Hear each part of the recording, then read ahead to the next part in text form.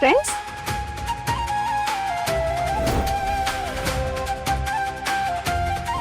Thank you. Thank you म्हणायचं नाही ना. Sorry sorry. सॉरी हे बोलायचं नाहीये.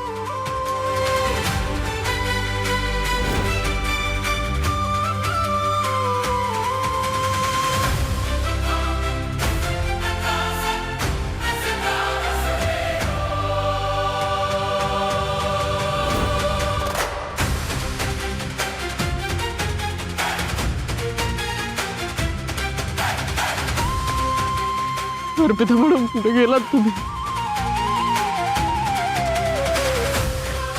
मला एकदाही माझ्याशी बोलावं असं वाटलं नाही का?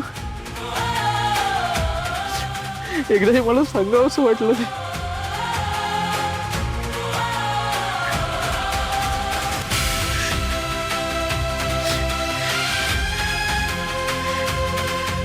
एक मित्र म्हणून, एक नवरा म्हणून आपल्याशी ठरलोय मी.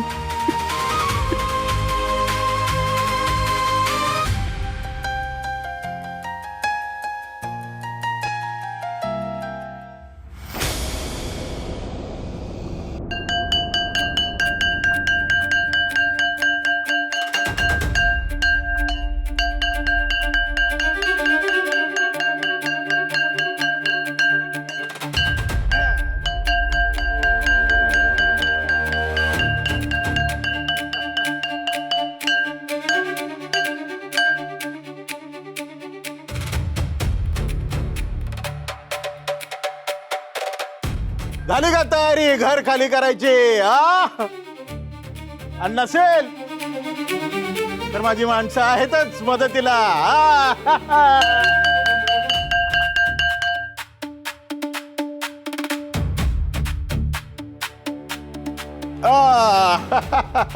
राजेंद्रराव, अहो तर मी हात जोडतो तुमच्या समोर.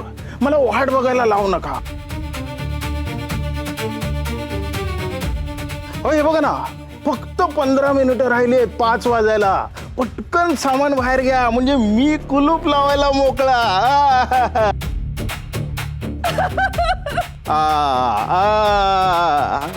तुम्हाला मी महिन्याभराची नोटीस आधीच दिलेली आहे. भरपूर वेळ दिलेला आहे. आता हे बोलू नका की आम्हाला घर नाही मिळालं, आम्ही कुठे जाणार.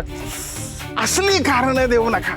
आणि आई माहिती आहे का तुम्हाला, खास या घरासाठी एक नवीन कुलूप आणलंय.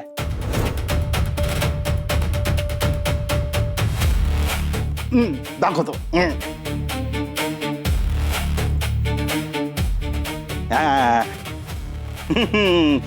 हे बघा, नवीन कुलूप. पण भडकमकर, मी काय बोलते? बोलायला काय राहिलंच नाहीये. तू नुसतं सामान पटापट बांधायला घे, नाहीतर माझी माणसं आहेतच.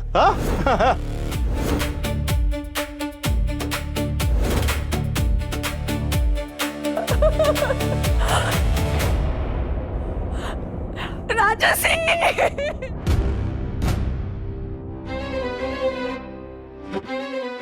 राजसी असं काय करते तू? सांग ना ग तुझ्या बाबाला.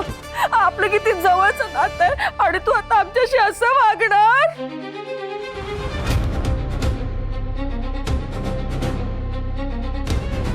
आपण जसं ठरवलंय अगदी तसंच घडतंय.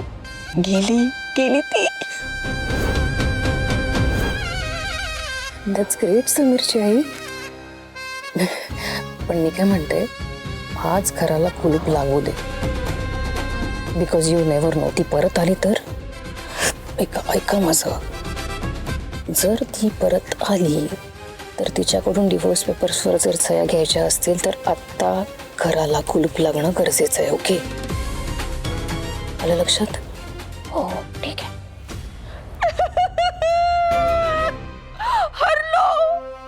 हरलो आम्ही.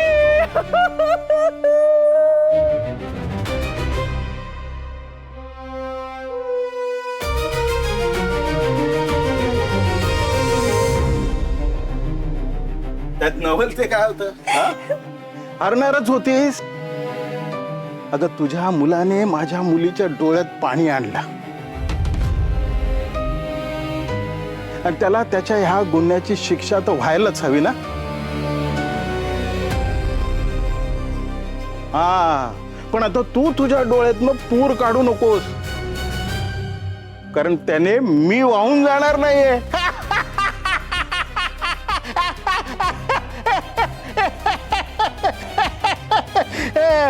अरे चला, काढा काढा काढा, सामान बाहेर काढा, चला.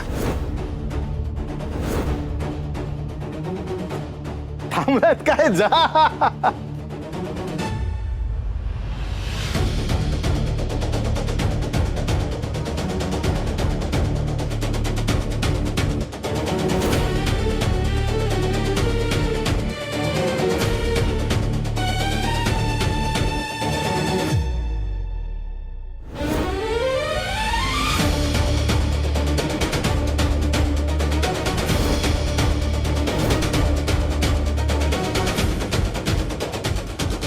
काका सॉरी, पण आमच्या घरातलं सामान आम्ही स्वतः बाहेर काढू.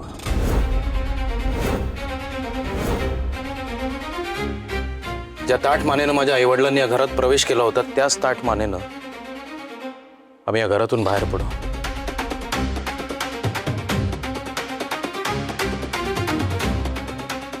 कारण या सगळ्यामध्ये आमचा काही दोष नाहीये.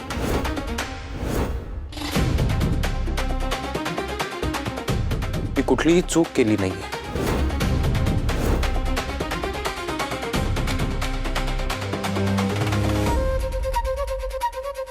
मी जे केलं ते का केलं याचं स्पष्टीकरण मी तुम्हाला दिलंय आणि त्यासाठी माफीही मागितली.